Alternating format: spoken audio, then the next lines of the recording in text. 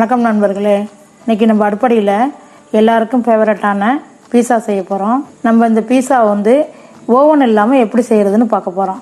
வீடியோக்குள்ளே போகிறதுக்கு முன்னாடி நம்ம சேனலை சப்ஸ்கிரைப் பண்ணிக்கோங்க, பக்கத்தில் இருக்க பெல் ஐக்கானை கிளிக் பண்ணிக்கோங்க. இப்போ வாங்க வீடியோக்குள்ளே போவோம். பீஸா ரெடி பண்ணுறதுக்கு நம்ம ப்ரெட்டை தயார் பண்ணிக்குவோம். முன்னாடி அதுக்கு பிறகு சாஸை ரெடி பண்ணிக்குவோம். நம்ம பீஸா ப்ரெட்டு தயார் பண்ண போகிறோம். நம்ம 1/4 லிட்டர் தண்ணி எடுத்துக்கிட்டு இருக்கோம்.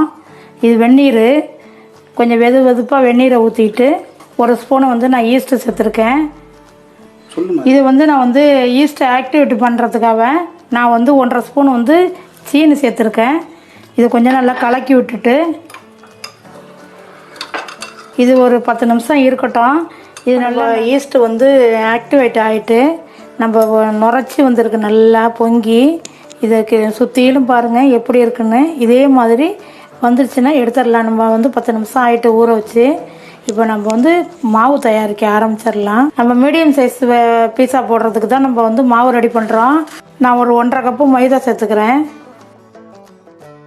அதுக்கு தகுந்த உப்பு கொஞ்சோண்டு, ஒரு 2 ஸ்பூனு எண்ணெய். இது நல்லா கலந்து விட்டுருங்க. நம்ம ஈஸ்ட்டு வந்து நம்ம கொஞ்சம் நிறையா இருந்தாலும் கொஞ்சம் கொஞ்சமாக அந்த மாவுக்கு தகுந்த அளவுக்கு நீங்கள் கலந்துக்குங்க.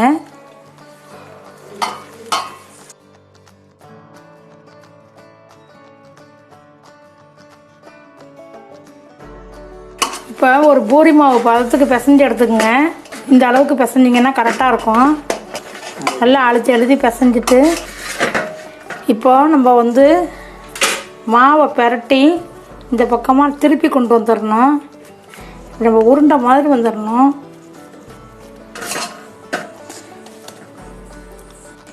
மாவு ரெடி பண்ணிட்டோம். அது காயாமல் எண்ணெயை தடவிட்டு ஈரத்துணியை போட்டு மூடி வச்சிடலாம்.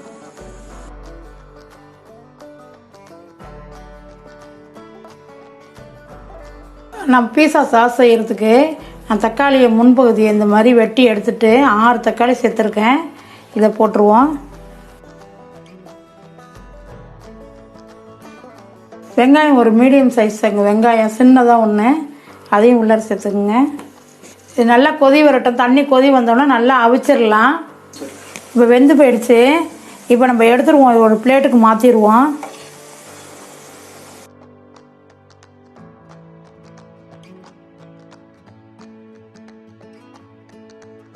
இந்த தூளெல்லாம் நம்ம உரித்து எடுத்துட்டு நம்ம எல்லாத்தையும் இதே மாதிரி எல்லாத்தையும் எடுத்துட்டு அரைச்சி எடுத்துருவோம். இப்போ சாஸ் செய்கிறதுக்கு சட்டியில் 2 ஸ்பூன் எண்ணெய் சூடாக்கி வச்சுருக்கேன். 10-15 பூண்டு பல் வந்து நைஸாக அரைச்சி வச்சுருக்கேன். இதில் போட்டுருவோம். இது நல்லா பச்சை வாசனை போகிற வரைக்கும் நல்லா வதக்கிக்குங்க. இப்போ நம்ம அரைச்சி வச்சுருக்க இந்த தக்காளி சாஸை இதில் ஊற்றிடுவோம்.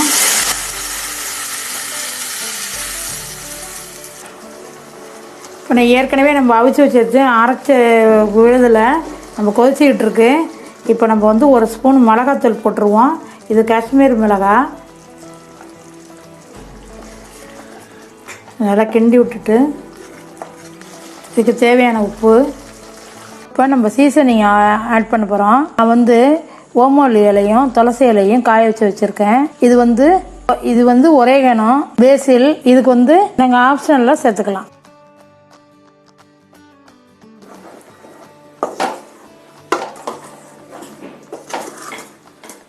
இது 1/2 ஸ்பூன் வந்து சில்லி ஃப்ளேக்ஸ் சேர்த்துக்கலாம்.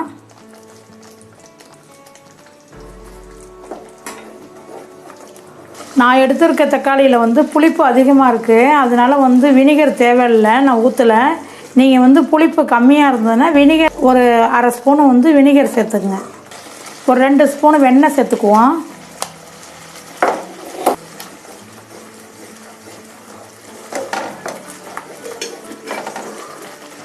பீஸா செய்கிறதெல்லாம் கஷ்டம்னு நினைக்கிறாங்க, எல்லாம் ஈஸி தான்.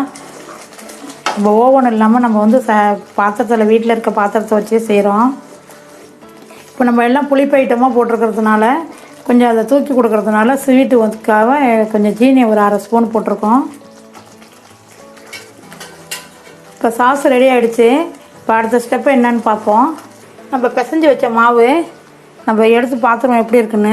இது 2 மடங்கு ஆகிடுச்சு. நம்ம 2 மணி நேரம் ஆச்சு நம்ம பிசைஞ்சு வச்சு. இது வந்து இப்போ வந்து ஒரு மடங்குக்கு 2 மடங்கு ஆகிட்டுது. இது எப்படி இருக்குன்னு வச்சு இது மாவு கொஞ்சோண்டு போட்டு நம்ம பிசைஞ்சுக்குவோம்.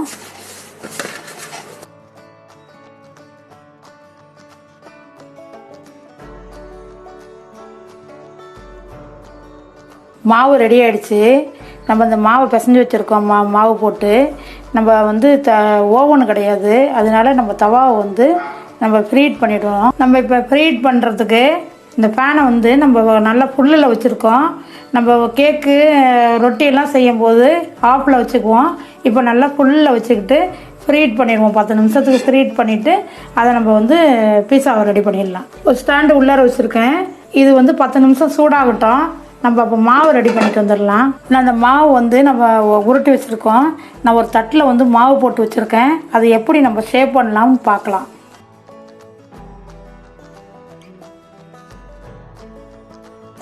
இது மாதிரி நல்லா பேஸ்ட் பண்ணிவிடுங்க.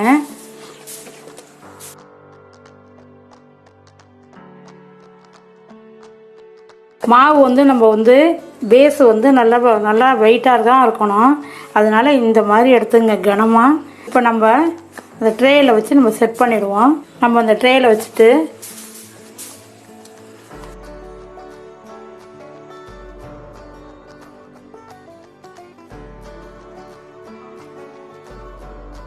நம்ம இப்போ சமப்படுத்திட்டோம். இப்போ இந்த ஓரத்தை நம்ம இப்படி பண்ணிடுவோம்.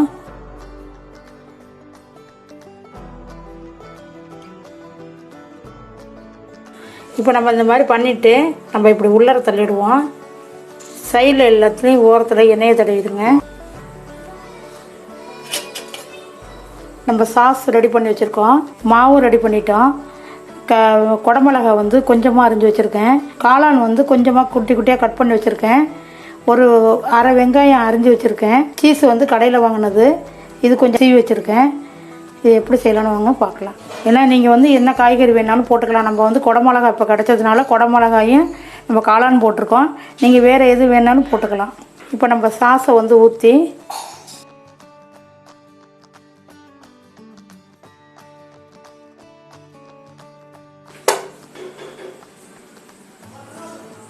நம்ம வீட்டில் செய்கிறதுனால எப்படி வேணாலும் நிறைய போட்டுக்கலாம்.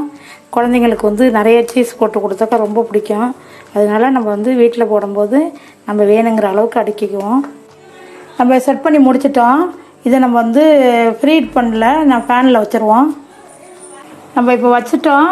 இந்த ஓரங்கள்லாம் ஒட்டாமல் நீங்கள் வைங்க. இதை மூடிட்டு ஒரு 15 நிமிஷம் வச்சிங்கன்னா பீஸா ரெடி ஆகிடும். இப்போ நம்ம 15 நிமிஷம் ஆகிடுச்சு. பீஸா வெந்து போயிடுச்சு.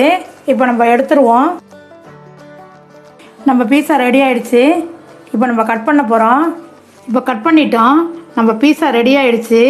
எப்படி பீஸா வந்திருக்குன்னு பாருங்கள். அழகாக பீஸா ரெடி ஆகிடுச்சு. நம்ம வீட்டிலேயே நம்ம வந்து ஹோம்மேட் பீஸா எப்படி போடுறதுன்னு பார்த்தோம். நம்ம வீட்டில் போட்டு பார்த்து எப்படி இருந்ததுன்னு போட்டு பார்த்துட்டு என்கிட்ட கமெண்டில் சொல்லுங்கள்.